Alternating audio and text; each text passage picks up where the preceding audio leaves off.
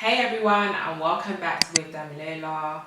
Last video we ended on me talking about my educational journey and the grades I got at the end of year 12, not the end of sixth form.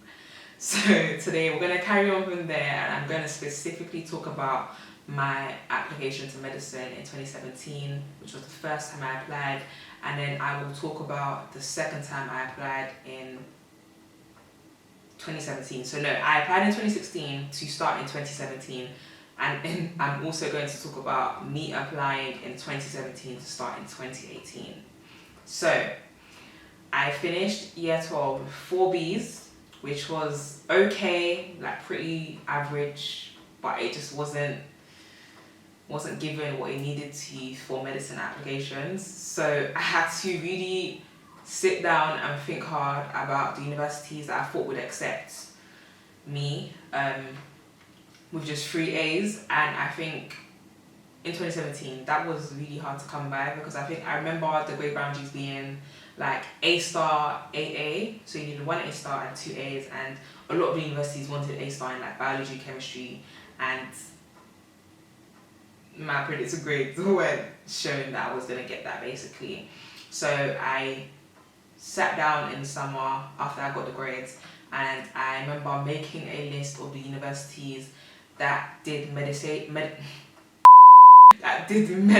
with a foundation degree. Not me stuttering, guys, I can speak English, but the English is not English today.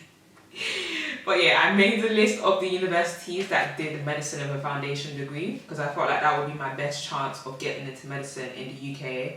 And I feel like that's one thing that people really need to do when applying to medicine, is do your research and do it thoroughly, because there's a lot of fine print that people don't read.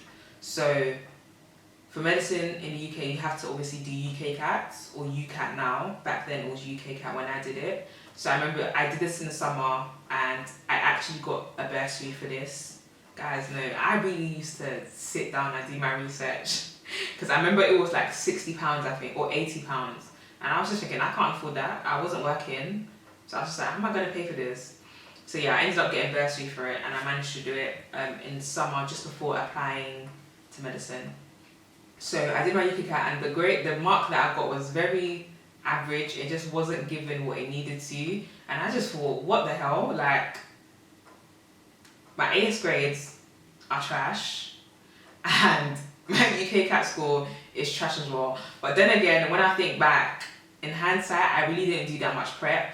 Like, I was doing the research and stuff, but I wasn't applying myself as much as I should have been at the time.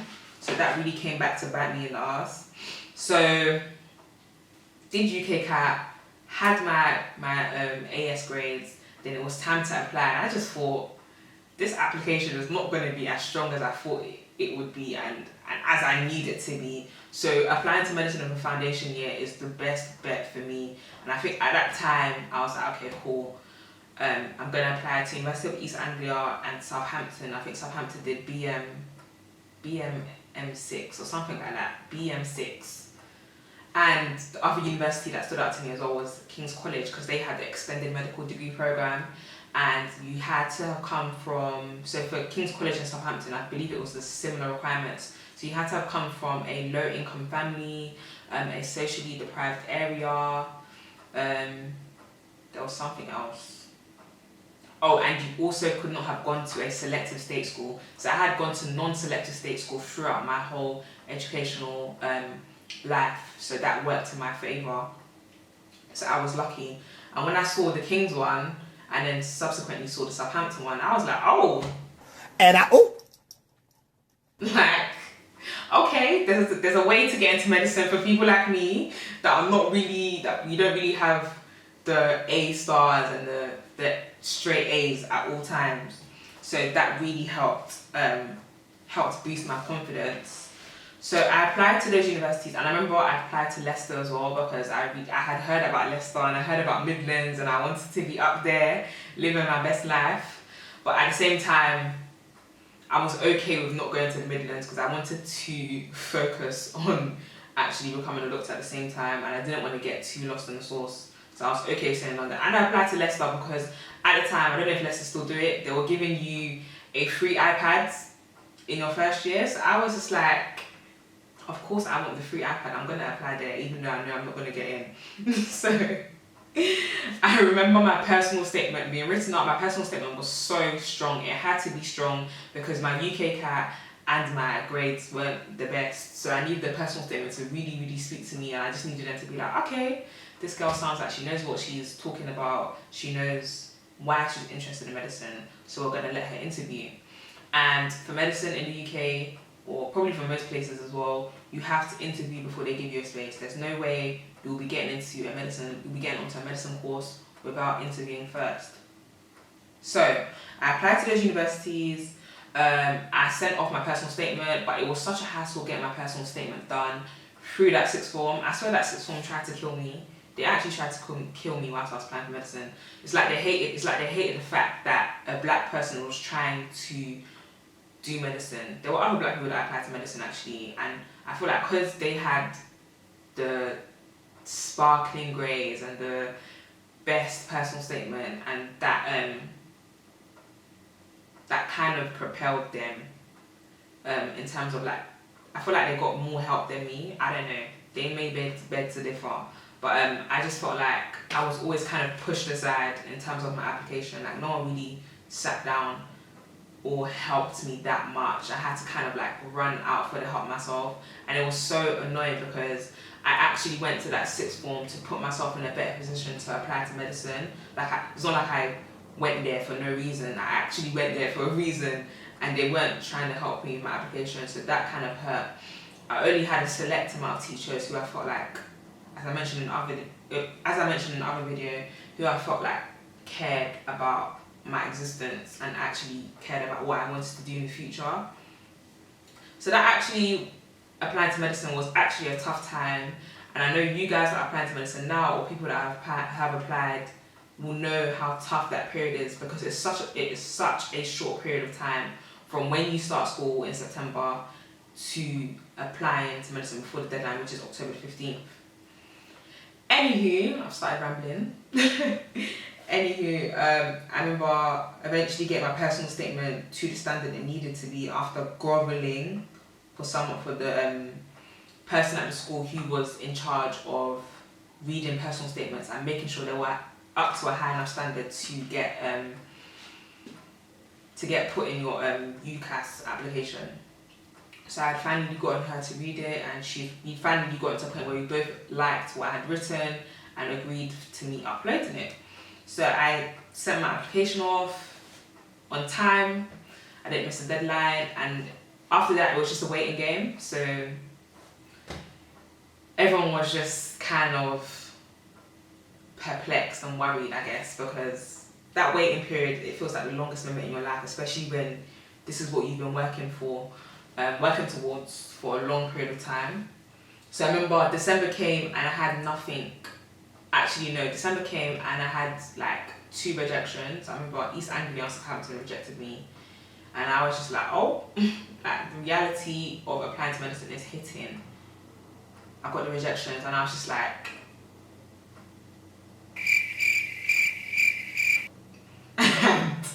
it's so crazy because obviously you have 5 choices when you're applying, and my 5th choice was to study at King's as well, and it was pharmacology, and I was like trying to I was trying to convince myself that I was okay with doing pharmacology instead of doing medicine. Like I was really trying to convince myself. So cool. Got those rejections. January came, Leicester rejected me as well, and I just thought, yes, a wrap. Like all these lot have rejected me. Why is King's in Russell Group University going to accept me? So I had completely written off medicine.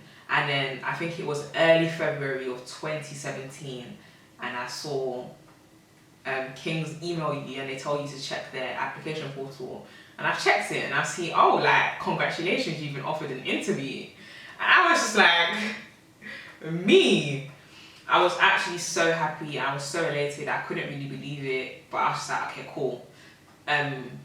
Interview was in like 2 weeks, I believe, or like 3 weeks. And I did not know the amount of preparation you had to put into a medicine interview. I didn't know. I thought, do you know what? I'm passionate. I've been thinking about doing this for ages. I will be fine. So at school, they had this, like, we had a med prep group. So they spoke about what you would need for the interview, what type of interviews the different universities did. So there was like panel, one-to-one, I think, and MMI, so multiple interviews, or multiple mini interviews. I think it's multiple mini interviews. And King's did MMI at the time. So I thought, yeah, it's fine. Like, I'm smart, I know science, like I'm alright with science. I don't need to dig too deep for that. And I can talk. Like, I'm a talker. I love talking. So what? The interview's gonna be like. So I did the most minimal prep. The school did like MMI runs. I think I only went to one. And I didn't know how important it was to prep. So I only went to one. Interview day for King's came. I was so happy. Thought, yes, I'm going to show these guys. I'm going to be studying medicine in September. Guys, I did the interview. That was the worst interview of my life till this day. Like, till this day, that was the worst interview of my life. I remember getting there and starting the interview. So the multiple interviews are 8 minutes each. And I remember the first question being like, what's resilience? What is resilience to you, and why is resilience important to be a doctor? And I just thought, I mean, I know what the word resilience means, so I can answer this. I answered it. It was okay. And then if you have time left over, they start to ask you more questions. And I just thought, hey, you're taking it too far. I'm not prepared for this. So guys, when they say no preparation is preparing to fail, that's saying they mean it. If you don't prepare, you are preparing to fail. So left the interview now, and I'm just like, damn. Like, there was other questions, obviously. But I will talk about what other types of questions I had in another video where I talk about the interviewing process. But I left the interview and I was just like, I couldn't really tell you if I had gotten in or not. And my teachers would obviously ask, my science teachers, who actually really helped me when it came to my medicine application. I just laughed at that sixth form in general. So I had to tell them that it didn't really go to plan. Like, it did not really give. So that was really sad. And then I heard back from King's, I think, like at the end of March or early April. And yeah, they told me that, unfortunately, we're not going to be able to give you a space this year. And I just thought, damn, like, I was so excited for the fact that I had gotten at least one interview. And when you're applying to medicine, all you need is one interview to get you a place to study in September. So that chance of me starting med school in September had been ripped out of my chest. And I just thought, damn, like, I'm going to be doing pharmacology. So after that happened, I kind of became like isolated.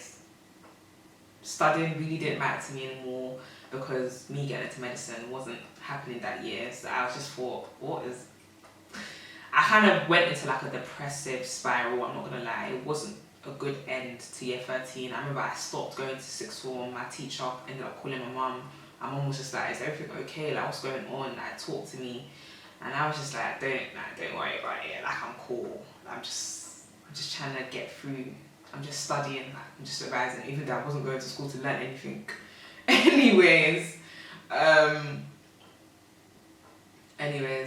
yeah. So that summer came to an end, and I remember sitting the exams, and I remember not doing that great, but I just thought whatever at this point, like, let me just live my life. Let me stop stressing about medicine, and let me just even enjoy the fact that I got to the end of sixth form.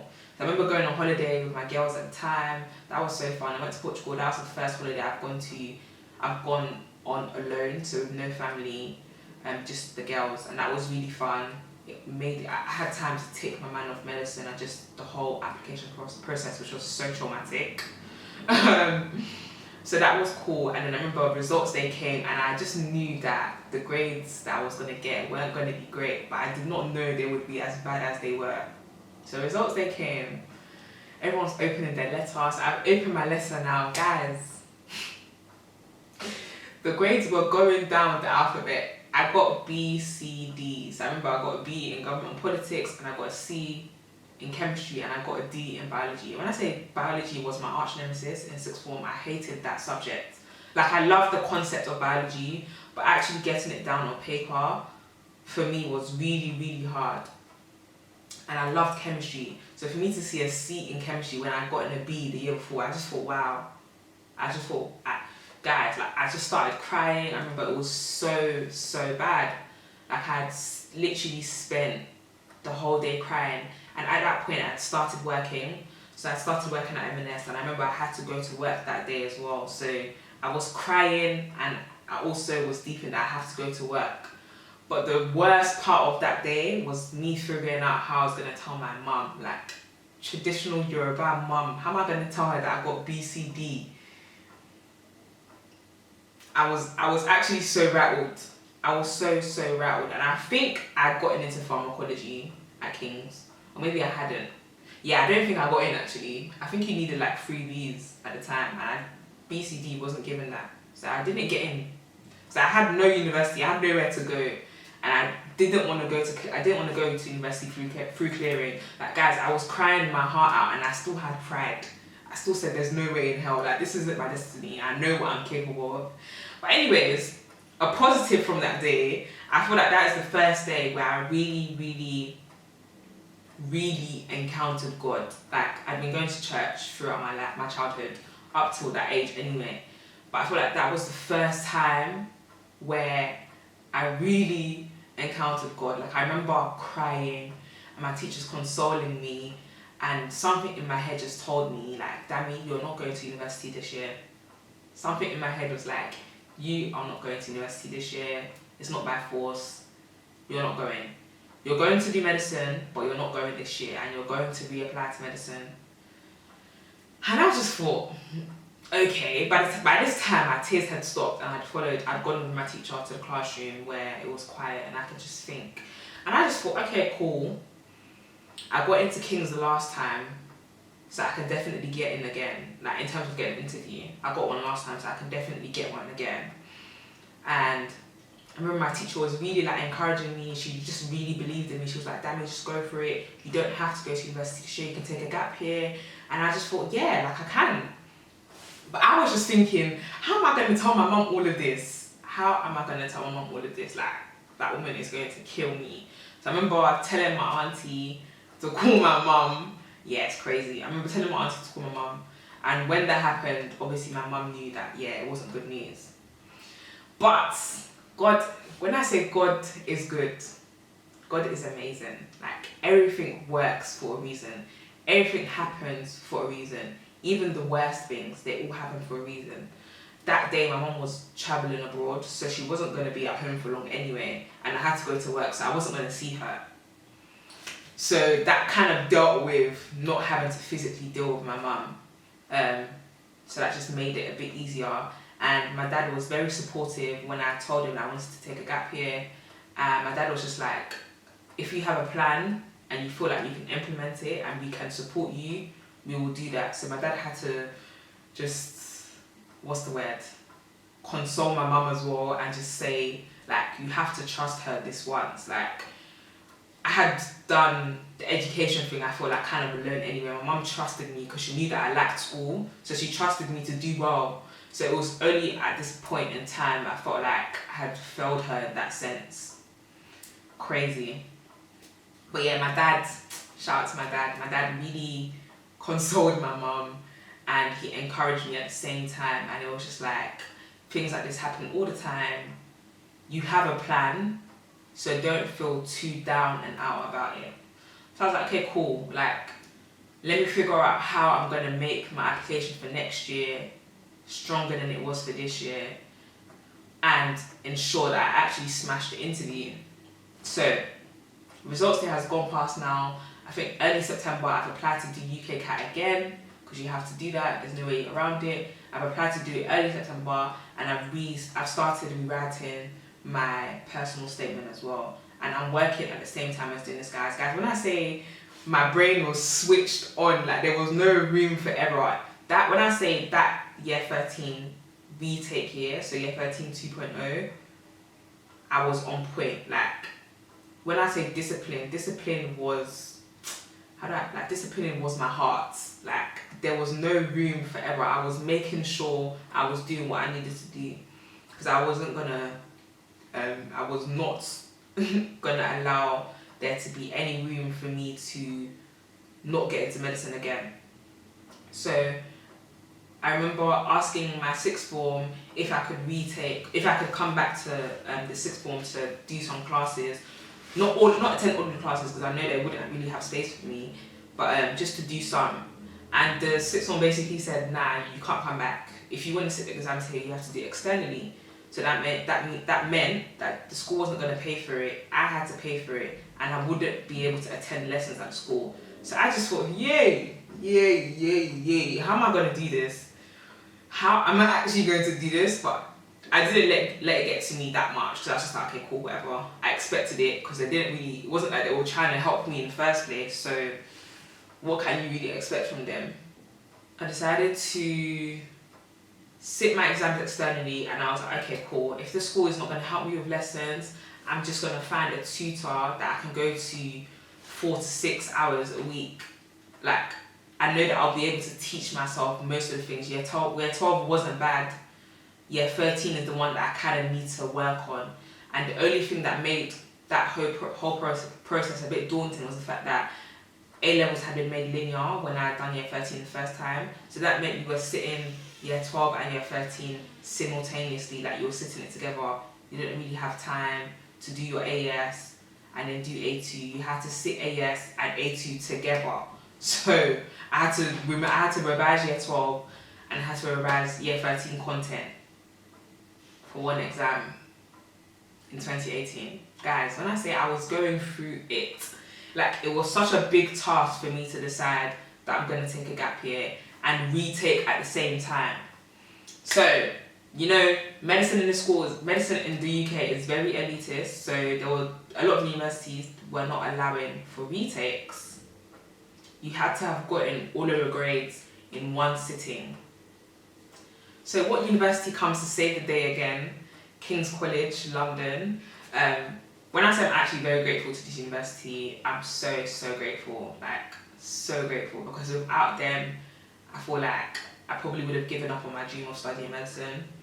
So King's was the only university that was allowing students to get onto the course without getting all of their grades in one sitting. So that benefited me. So at that moment in time, I knew that the only university that I was going to apply to was King's.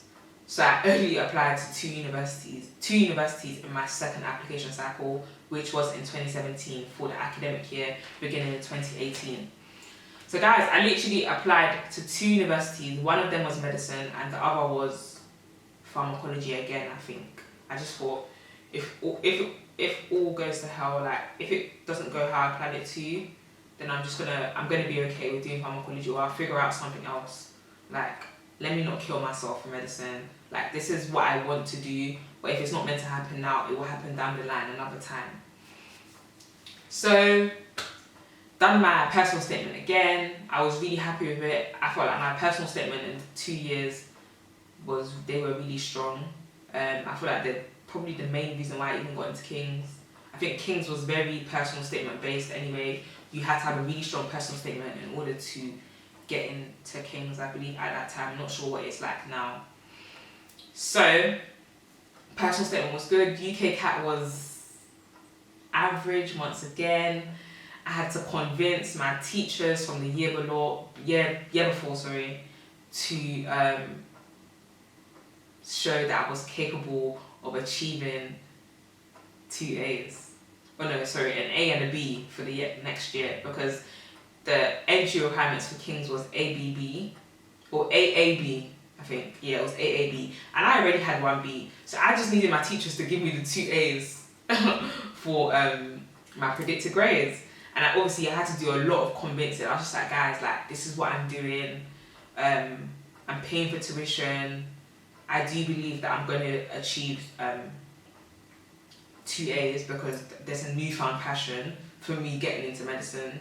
So I'm going to make sure that I do my utmost best to achieve those grades or close enough. Eventually they got there, they agreed. So I had my predicted grades which fit with King's entry requirements, and I had a good personal statement, and I had an average UKCAT score again. Me and that exam didn't really go well together, but I had no choice because I wasn't doing the other one.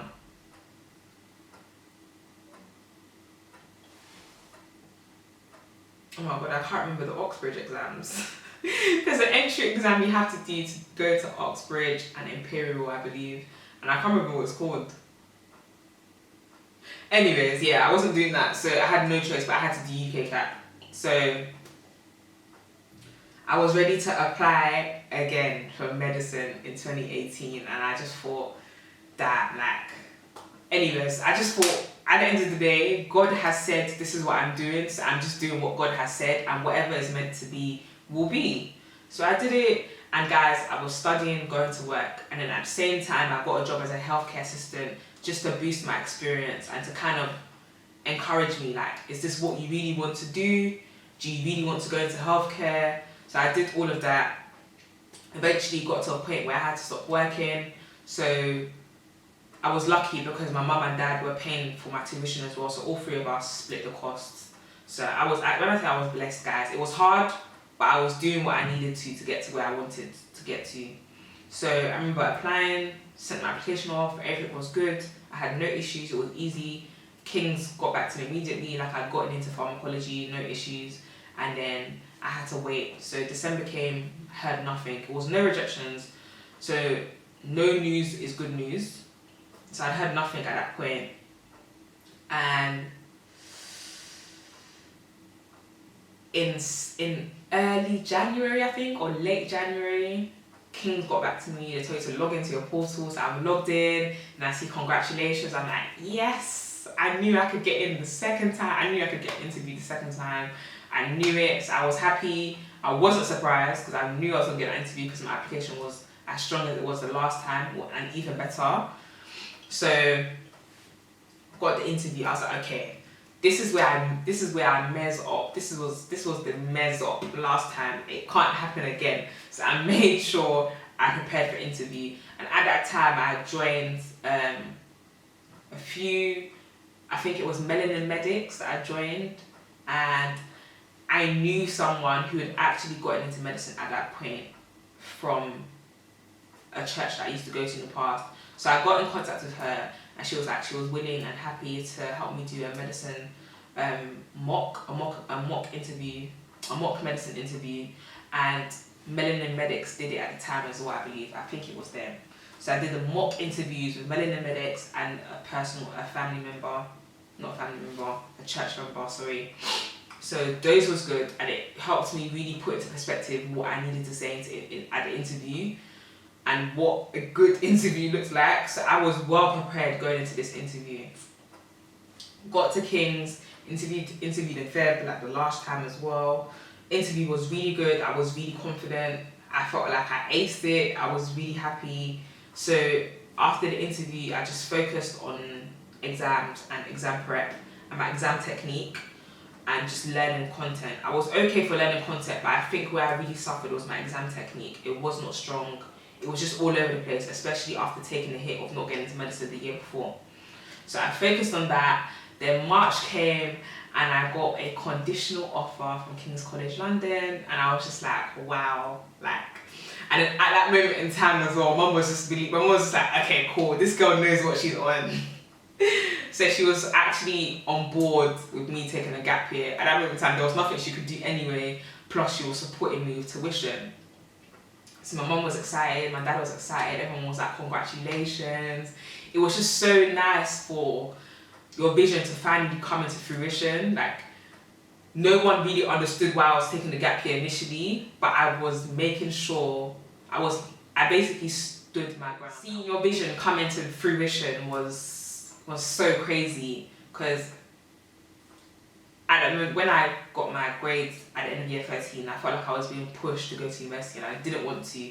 So for me to actually stand my ground and everything to fall in place like the way it was falling into place. I was like, yeah, God, I will never ever forget this. Like I will.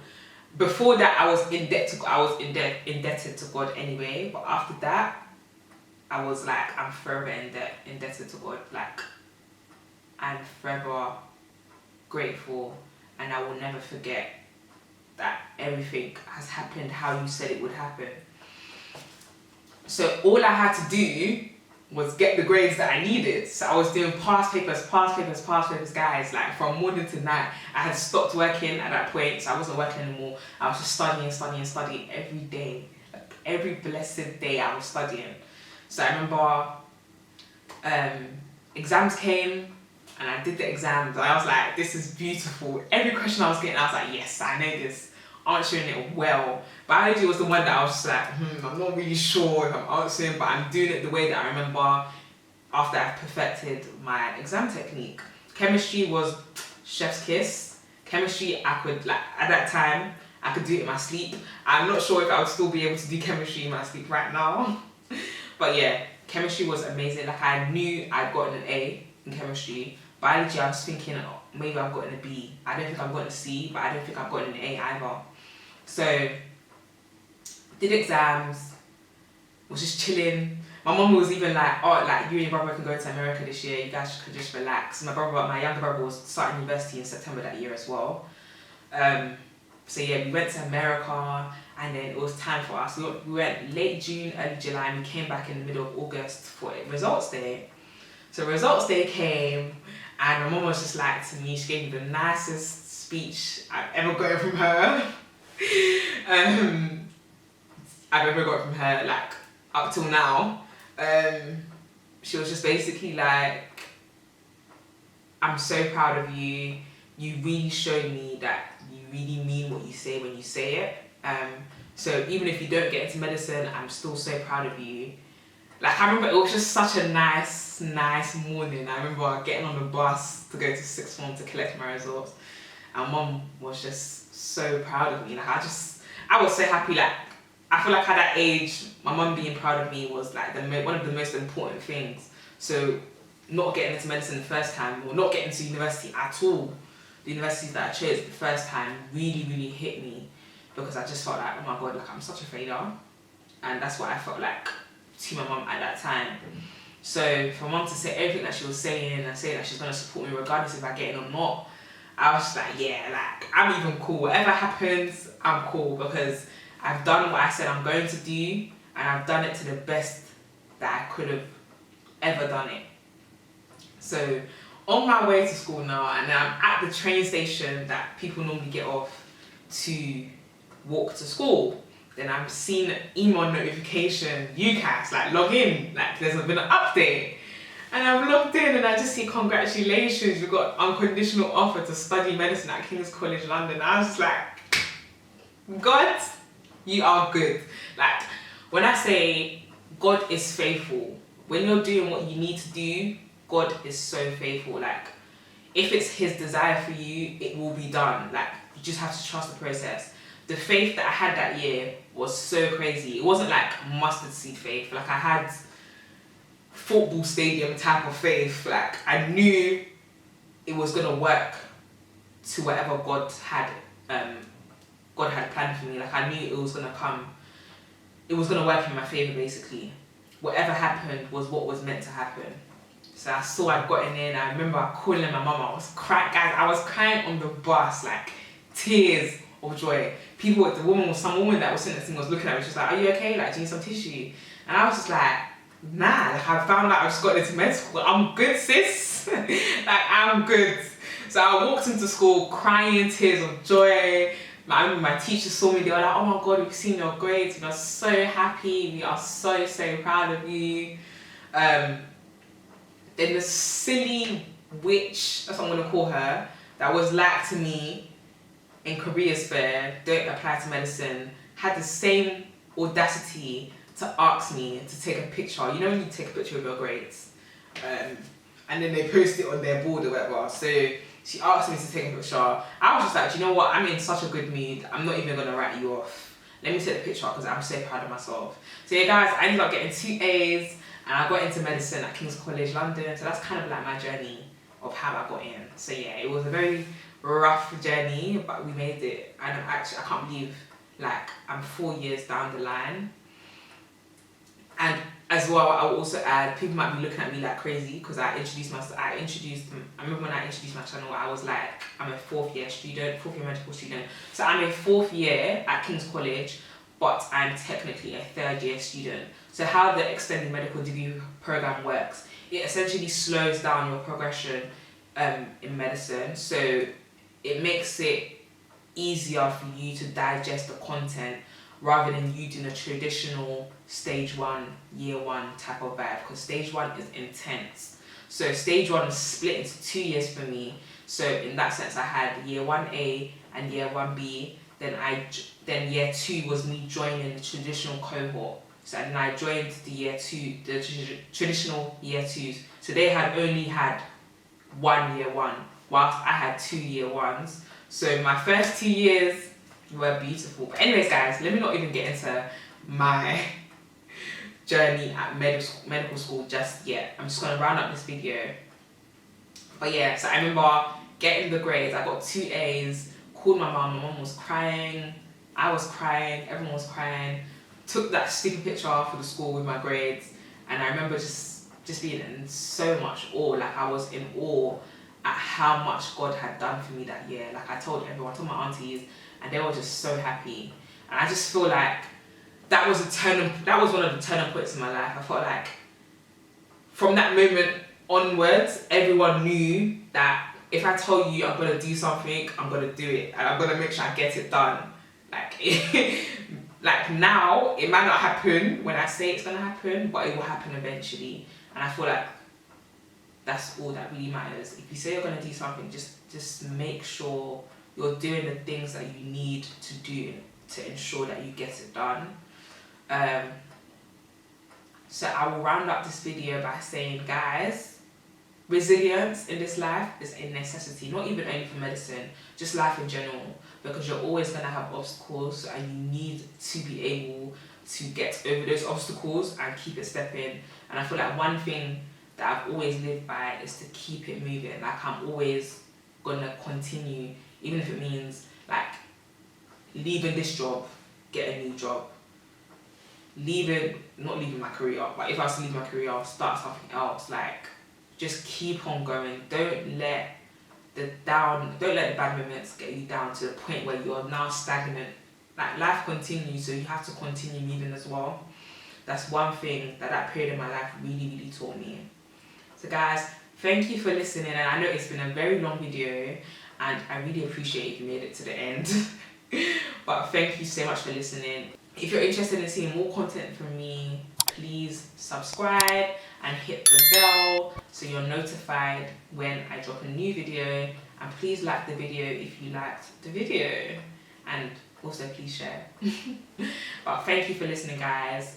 Just tune in for the next video.